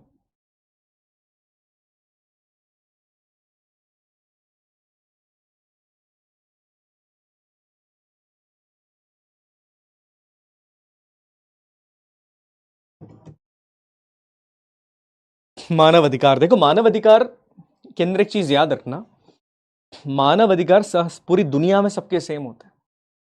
मतलब ये अधिकार हर उस इंसान को दिए जाते हैं जो कि मानव है ना। ह्यूमन राइट्स है। आपने इस धरती पे जन्म ले लिया, अगर आप इंसान हैं तो दुनिया में आप कहीं भी रहते हो आपके पास से अधिकार रहेंगे। मेरी इस बात को ध्यान से सुनना, इसमें कंट्री टू कंट्री फर्क नहीं पड़ता। ह्यूमन राइट्स का मतलब ये है कि दुनिया में आपने कहीं भी जन्म लिया और अगर आप इंसान हो ना तो आपको अधिकार ऑटोमेटिकली मिल जाता है। फॉर एग्जाम्पल की बात की जाए, आपको गुलाम नहीं बनाया जा सकता, एक ह्यूमन राइट्स है। आपको स्लेव नहीं बना सकते। अब देखो, स्लेव तुम इंडिया में पैदा हुए हो, अमेरिका के अंदर हो, जर्मनी में, अफ्रीका में, तुमको गुलाम नहीं बना सकते, तुमको स्लेव नहीं बना सकते, ये तुम्हारा ह्यूमन राइट है। उसके अलावा तुमको बिना किसी रीजन के कोई मार नहीं सकता है, ये भी तुम्हारा ह्यूमन राइट है कि साहब बिना रीजन के तुमको कोई मार नहीं सकता है, कोई अरेस्ट नहीं कर सकती सरकार। तो देखो याद रखना, fundamental rights country to country vary करते हैं और human rights country to country vary नहीं करते हैं। आई बात समझ में?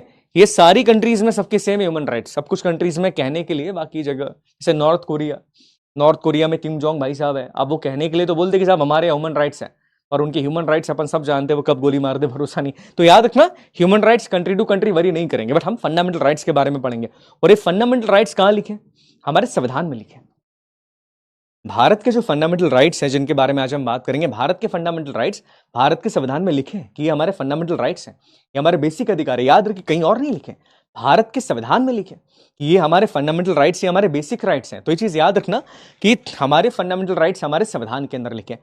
पर कभी तुम्हारे दिमाग में ख्याल आया, यार दुनिया में पहली बार फंडामेंटल राइट्स के बारे में किसने और कब बात करी होगी? कुछ इसके बारे में आइडिया है कि दुनिया में पहली बार फंडामेंटल राइट्स के बारे में कहां बात करी थी? कुछ आइडिया है?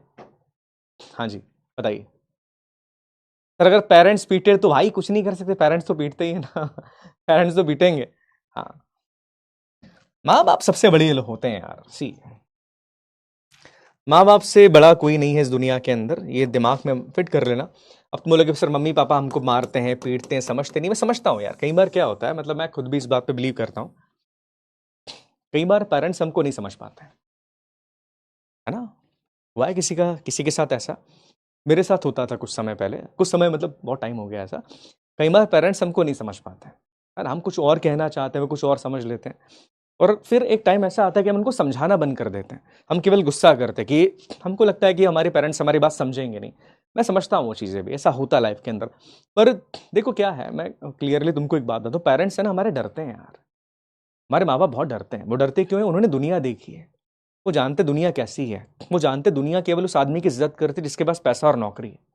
इसलिए वो क्या है कि वो पेरेंट्स का ये रहता है कि जो तकलीफें हम देख रहे हैं ना, जिस तरीके की गरीबी से हम गुजर रहे हैं, जो चीज़ें हम फेस करते हैं, जो ताने दुनिया के हम सुनते हैं, वो हमारा बच्चा ना सुने, उसको ये सब फेस करना ना पड़े। तो वो हमको वैसा नहीं बनाना चाहते हैं, इसलिए वो पुश कर दे कि तू केवल पढ़ाई कर बेटा, तू केवल पढ़ाई कर, ये मत कर वो मत कर। और कई बार वो बहुत हार्श हो जाते हैं, हमारी बात नहीं समझ पाते, जो कि गलत है। मैं भी मानता हूँ थोड़ा सा गलत वो होता है, बट क्या करें, उनकी भी एक मजबूरी है, समझना पड़ेगा अपने को, है ना बेटा। वो उस तरीके से सोच रहे हैं, कई बार हार्श हो जाते हैं। बहुत सारी चीज़ें होती है लाइफ के अंदर यार, क्योंकि देखो दुनिया उन्होंने ज़्यादा देखी है। वो जानते हैं कि एक पिता जब 8 घंटे 9 घंटे नौकरी करके आता है, अब नौकरी कर रहा है, वो उस कितनी बार बॉस की गालियां सुनना पड़ती है, लोगों के ताने सुनना पड़ते हैं, उसके बाद भी नौकरी करते हैं। वो क्यों कर रहे हैं? तुम्हारे लिए कर रहे हैं, ताकि बच्चा पढ़ाई कर सके, घर में रोटी आ जाए। उसकी उसकी कीमत शायद अभी हम समझ ही नहीं पाते, पर जब तुम थोड़े बड़े हो जाओगे, जब तुम जॉब करना शुरू करोगे, जब लाइफ को आगे से देखोगे कि यार लाइफ में वाकई में वैल्यू जो है इंसान की नहीं बची आजकल, केवल इंसान की पोस्ट की बची, किस पद पे है वो, कौन सा जॉब करता है, कितना पैसा उसके पास है, उसकी वैल्यू लोग ज्यादा करते हैं।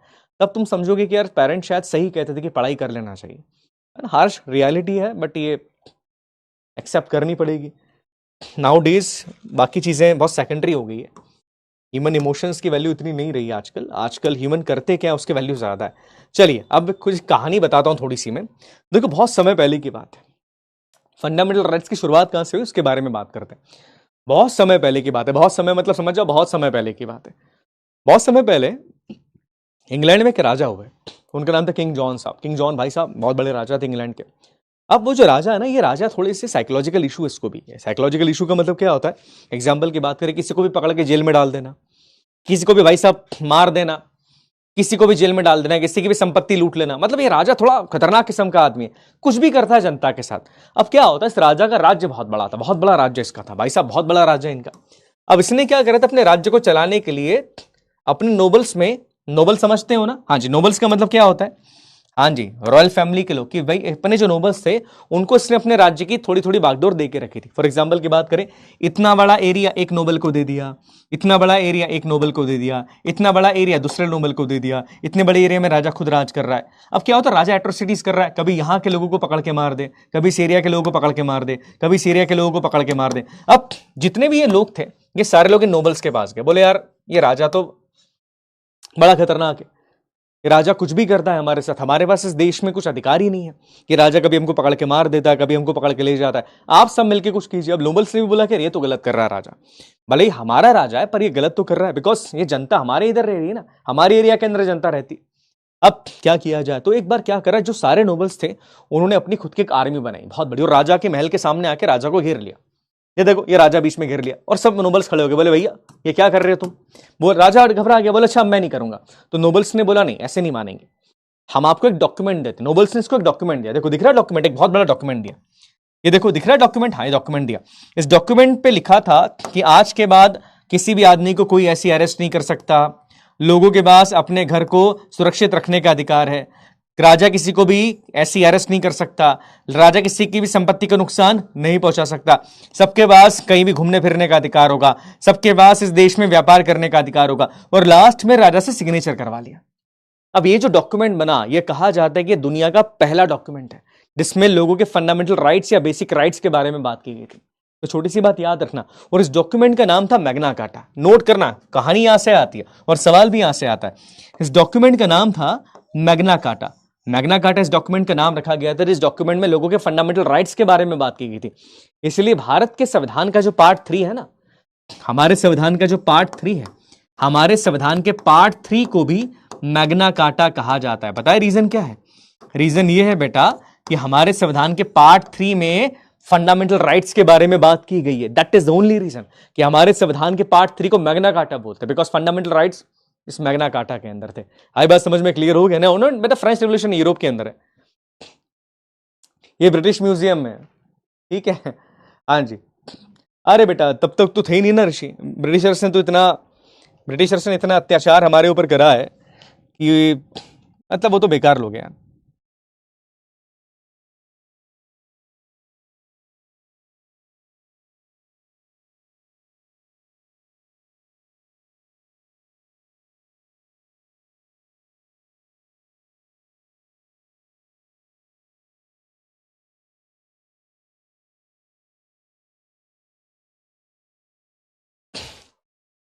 याद क्लियर हो गया? यस, क्लियर हो गया। हाँ जी,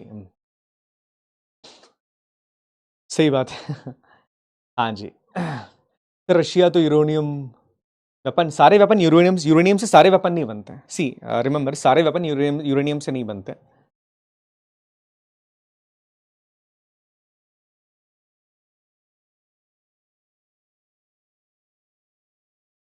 हाँ जी। डाउट क्या है आपके?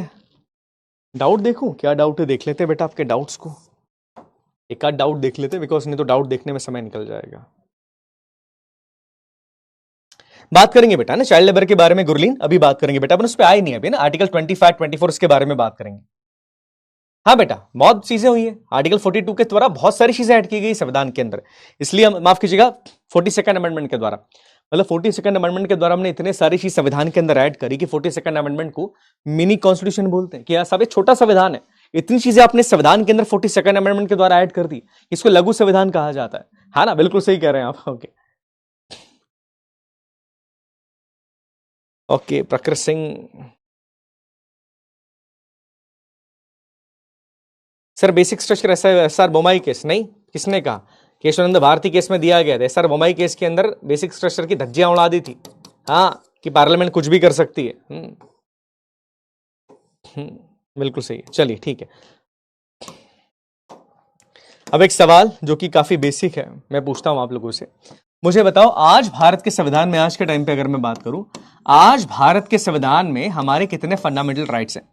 मुझे लगता है एक भारतीय होने के नाते सबको पता होना चाहिए। आज अगर भारत के संविधान के बारे में बात करूं, आज तुम्हारे मेरे कितने फंडामेंटल राइट्स है बेटा?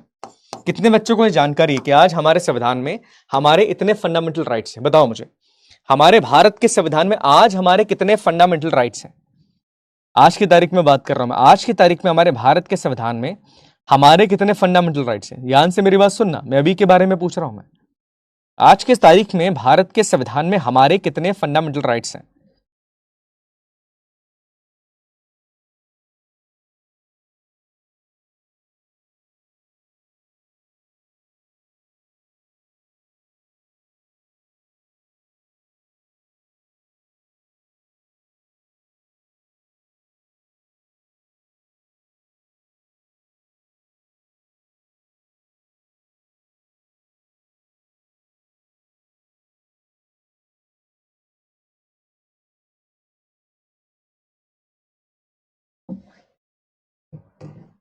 ग्यारह? जल्दी देखो, क्लियरली बताऊं, आज की तारीख में हमारे 6 फंडामेंटल राइट्स हैं। ये चीज याद रखिएगा, बहुत सारे बच्चों को नहीं पता होता, बट टोटली फाइन, आगे अपन समझ ही लेंगे। आज की तारीख में हमारे 6 फंडामेंटल राइट्स है बेटा, 11 नहीं। शुरुआत में 7 थे, जब संविधान बना ना तब हमारे 7 फंडामेंटल राइट्स थे, आज 6 हैं। ओके, आज 6 है ना? वैसे नॉर्मली 7 थे, पर हमारे आज 6 फंडामेंटल राइट्स हैं। तो याद रखना, आज भारत के संविधान में केवल 6 फंडामेंटल राइट्स हैं। और ये जो कॉन्सेप्ट है ना फंडामेंटल राइट्स का, ये हमारे संविधान में हमने कहां से लिया पता है? ये अमेरिका से लिया। ये भी नोट करना, जो फंडामेंटल राइट्स का कॉन्सेप्ट है वो हमने अमेरिका से लिया है। ये चीज नोट करना बहुत इंपॉर्टेंट है कि हमारे देश में फंडामेंटल राइट्स होने चाहिए, ये चीज होनी चाहिए। ये जो कॉन्सेप्ट है फंडामेंटल राइट्स का, we have taken from the American constitution. संविधान कहां से लिया हमने? अमेरिका के संविधान से लिया। नोट कीजिएगा, कहां से लिया बच्चा? अमेरिका के संविधान से लिया कि हमारे देश में फंडामेंटल राइट्स होने चाहिए, फंडामेंटल राइट्स के अंदर ये होगा, ये चीजें होनी चाहिए। तो जो concept of the fundamental rights है वो हमने कहां से लिया? वो अमेरिका के संविधान से लिया। सवाल बहुत इंपॉर्टेंट है ना? तो चीज याद रखना। और हमारे देश में हमारे कितने फंडामेंटल राइट्स हैं आप ये देखो, हमारे देश में हमारे 6 फंडामेंटल राइट्स हैं। ठीक है, याद रहेगी चीजें, याद रखना। कैसे? जैसे हमारे पार्ट 3 के अंदर फंडामेंटल राइट्स के बारे में बात की गई, उसके बाद फंडामेंटल राइट्स का कॉन्सेप्ट हमने लिया है अमेरिका से। ओरिजिनली 7 फंडामेंटल राइट्स थे। आज की तारीख में बात की जाए तो आज हमारे 6 फंडामेंटल राइट्स हैं, और संविधान का आर्टिकल 12 से लेकर आर्टिकल 35 फंडामेंटल राइट्स के बारे में बात करता है। मतलब अगर माइंड मैप के अंदर मैं कुछ चीजें बताऊं तो ध्यान से मेरी बात सुनिएगा। कितने फंडामेंटल राइट्स हैं हमारे? देखो, शुरुआत में जब संविधान बना उस टाइम पर 7 थे। आज की तारीख में बात की जाए तो आज हमारे करंटली 6 फंडामेंटल राइट्स हैं। ठीक है, नोट करना। उसके बाद फंडामेंटल राइट्स का कॉन्सेप्ट हमने किस कंट्री से लिया? साहब हमने लिया अमेरिका से। We have taken the concept of fundamental rights from the America. उसके अलावा अगर हम बात करें तो देखो, फंडामेंटल राइट्स के बारे में बात की जाए तो हमारे संविधान का पार्ट 3 फंडामेंटल राइट्स के बारे में बात करता है। तो ये चीज याद रखना, बहुत बेसिक चीज है जो एग्जाम के अंदर क्लियरली आ जाती है आपसे। क्लियर है? समझ में आ गया? यहां तक क्लियर हो गया बेटा? समझ में आ गया?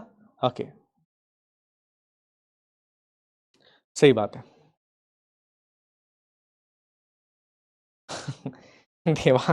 देवांश समझ गया है। भाई साहब, लड़ाइयां चलती कमेंट में तो लड़ाई करते हो यार आप लोग। मतलब कमेंट देखता हूं तो लगता है कि भाई साहब अरे यार क्या कर रहे हो तुम लोग यार? कमेंट्स पे लड़ाइयां चल रही है। ओ भाई मैं कभी कमेंट देखता हूं ना तो कमेंट्स, एक अभी मैं कमेंट देख रहा था, उस कमेंट में कोई बोल रहा था बहुत ज्यादा बोलते हो तुम। मतलब यार मेरे को बच्चा क्यों बोल रहा है कि ज्यादा बोलते हो? मैं टीचर हूं, मैं ज्यादा नहीं बोलूंगा तो मेरा काम क्या है यहाँ पे? गजब यार, कमेंट्स पे मतलब बिल्कुल ऐसी लड़ाइयां चल रही है। वर्ल्ड वॉर 3 चालू 4 चालू हो गया ऐसा लग रहा है। नहीं, मजाक नहीं कर रहा हूं मैं, ध्यान रखो यार थोड़ा सा। चल, यहां तक क्लियर हो गया बच्चा? समझ में आ गया यहां तक? ओके, यहां तक क्लियर हो गया? क्लियर है यहां तक? प्लीज कंफर्म कर दो क्या यहां तक सारे बच्चों को क्लियर है? हाँ जी, क्लियर हो गया? क्लियर हो गया भैया? ठीक है ना? यहां तक क्लियर हो गया? समझ में आ गया? हाँ, पोल नहीं आता यार, कोई दिक्कत आ गई होगी पोल के अंदर, मैं चेक कर लूंगा। यहां तक आज के लिए इतना काफी, यहां तक क्लियर हो गया? कोई बात नहीं, देखो ठीक है, हर लाइफ को थोड़ा एंजॉय करो, बातचीत करो, पर बाउंड्रीज क्रॉस मत करना। मतलब भाई कमेंट में फिर ब्लॉक कर देंगे हमारे जो ये मैनेजर बैठे हैं इस बैच के, ब्लॉक कर देंगे, गलत शब्द बोल दोगे तो किसी दूसरे बच्चे को भी, तो ब्लॉक होने वाले काम मत करना बस। ठीक है चलिए, ओके चलिए, यहाँ तक क्लियर हो गया? समझ में आ गया? ग्रेट, बहुत बढ़िया। श्योर 1.2 के बच्चे भी हैं? अच्छा, 2.2 के भी हैं। पॉलिटी सबके लिए सेम है ना, देयर इज नो डिफरेंस कि मैं पॉलिटिकल साइंस किसी और को अलग पढ़ाऊं, किसी और को अलग पढ़ाऊं, थोड़ा डिफरेंस अलग है। 7वां राइट अब नहीं बेटा, राइट टू प्रॉपर्टी था, अभी नहीं। पहले राइट टू प्रॉपर्टी था, अब नहीं right to property. It was right to property, अब राइट टू प्रॉपर्टी जैसी कोई चीज यहां पर है नहीं। ओके, याद रखिए, आर्टिकल 40 अलग है बेटा, डीपीएसपी के अंदर आता है ना। धीरे धीरे हम आगे बात करेंगे। यहां तक क्लियर हो गया? चलिए, क्लियर है, समझ में आ गया? यहां तक क्लियर हो गया? चलिए, अब 2-3 सवाल पूछता हूं मैं आपसे। अब मान लो तुम इतना तो तुमने पढ़ लिया, थोड़े सवाल भी तो कर लें। पहला सवाल ये रहा आपकी स्क्रीन के ऊपर। क्या हो गया भैया? क्लियर हो गया? जय हिंद। राइट टू प्रॉपर्टी अपन पढ़ेंगे आगे, अभी कुछ सवाल तो कर लें। एसएसबी, एसएसबी इंपॉर्टेंट है। एसएसबी के बिना फौज में जाना मुश्किल नहीं, नामुमकिन है ना। और एसएसबी हर किसी का क्लियर होता भी नहीं है, because you need a different mindset. क्या होता है देखो, आई नेवर टोल्ड यू कि बहुत सीरियस रहो लाइफ के अंदर, डोंट बी टू सीरियस, बहुत सीरियस भी नहीं रहना। और ऐसा बंदा भी मत बनो जो हाँ ही करता रहता है हमेशा, जो अननेसेसरी हंसता रहता है। ये when you are smiling too much ना, तो लोग तुम्हारा मजाक उड़ाना शुरू कर देते हैं। अपनी डिग्निटी के साथ किसी को खिलवाड़ मत करने दो, that is most important thing. मैं हमेशा एक चीज कहता हूँ कि थोड़ा बहुत एटीट्यूड आपके अंदर होना चाहिए, not the negative, it should be positive. बिना बात के हंसना बंद करो, नंबर 1 थिंग। वो उस चीज़ की कोई वैल्यू रहती नहीं है। जो इंसान हमेशा हंसता रहता है उसकी बहुत वैल्यू नहीं है। दूसरी बात, अगर लाइफ के अंदर अपने कुछ 5 से 6 प्रिंसिपल सेट करो, जिसके बारे में हमेशा मैं कहता हूँ, इन प्रिंसिपल्स को फॉलो करो लाइफ के अंदर always, that is really important.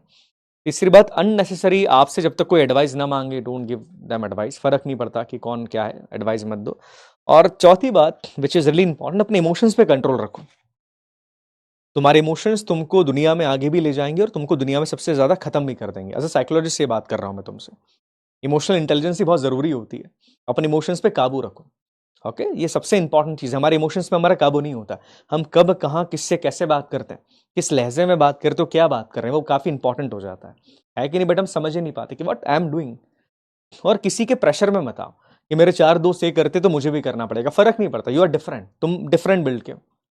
तुम कॉमन बनने के लिए तुम पैदा नहीं हुए हो, इस बात को दिमाग में रखिएगा। Don't be A common person, अपने आप को अलग बनाओ। ज्यादा ही हाँ करना इट्स नॉट गुड, ये मैं मानता हूँ। हमेशा हंसी मजाक अच्छा नहीं लगता, थोड़े बहुत समय पर हाँ ठीक है आपने कर लिया वो चीजें ठीक है, बट ज्यादा हंसी मजाक अच्छा नहीं लगता। ओके आई बात समझ में? हाँ जी, क्लियर हो गया, समझ में आ गया। There is I don't have any SSB story. क्या होती है एसएसबी? एसएसबी होता है यार, है ना?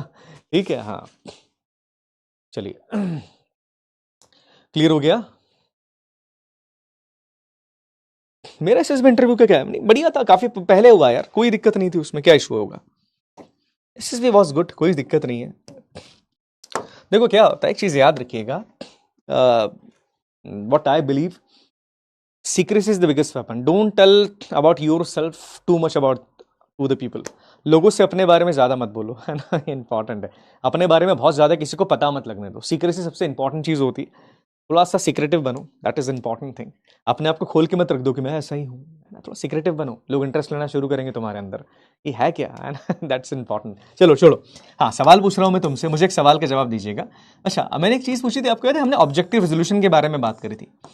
पंडित जवाहरलाल नेहरू जी ने ऑब्जेक्टिव रेजोल्यूशन प्रेजेंट किया था संविधान सभा के सामने। मेरे को बताओ कितनी तारीख को ऑब्जेक्टिव रेजोल्यूशन प्रेजेंट किया गया था संविधान सभा के सामने? सारे बच्चों का जवाब चाहिए मुझे।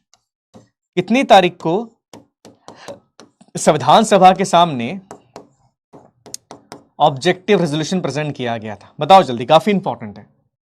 9 दिसंबर, साहब 13 दिसंबर, 6 दिसंबर या 8 दिसंबर?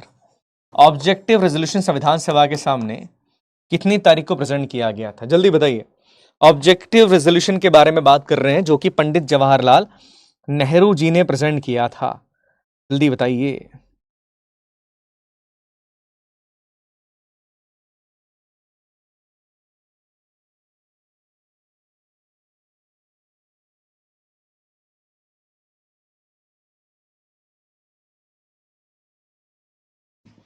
कुछ याद आ गया? हाँ जी बिल्कुल सही जवाब है,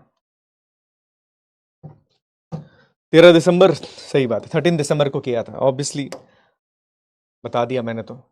अरे ये तो मैं पोल ऑन नहीं करना भूल गया। चलो तो ये सवाल नहीं माना जाएगा, ठीक है? ये सवाल नहीं मानेगा क्योंकि पोल ही ऑन नहीं करा, मैंने खुद ने आंसर दे दिया। दूसरा सवाल पूछ लेता हूं।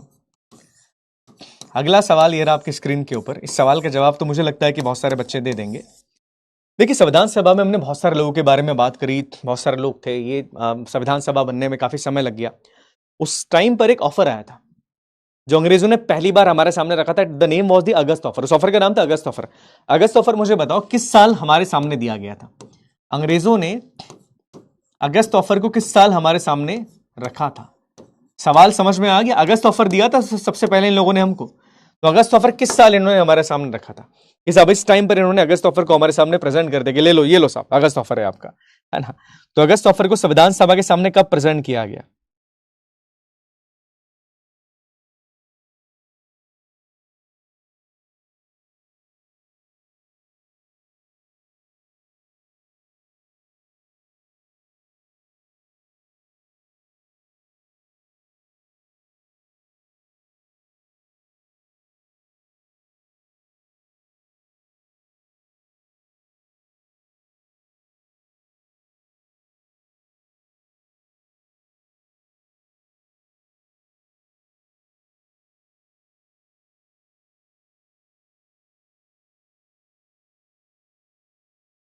जल्दी जवाब दीजिएगा। 1940, yes the right answer is option number D, 1940। चलिए विजेता देख लेते हैं, आज की क्लास के विजेता कौन है ना?